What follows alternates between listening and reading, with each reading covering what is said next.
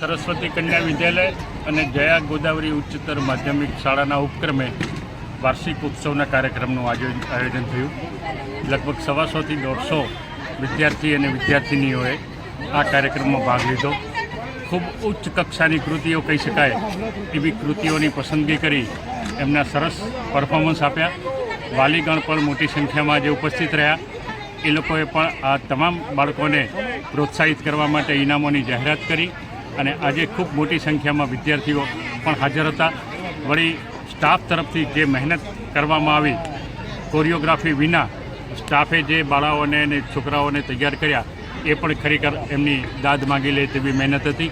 છેલ્લા 1.5 મહિનાથી આ કાર્યક્રમની તૈયારી ચાલતી હતી અને આજે આ કાર્યક્રમ સફળતાપૂર્વક પાર પડ્યો. એ માટે હિંમત વિદ્યાનગર તરફથી ખરેખર આનંદની અને આભારની બંને લાગણી વ્યક્ત કરું છું. સરસોનું ખાતમુહૂર્ત કરવામાં આવ્યું છે અને શું કાર્યક્રમ છે હવે?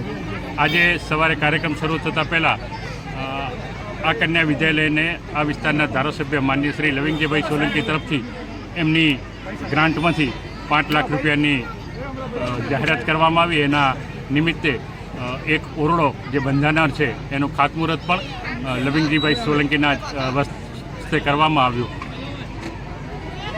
ઓકે.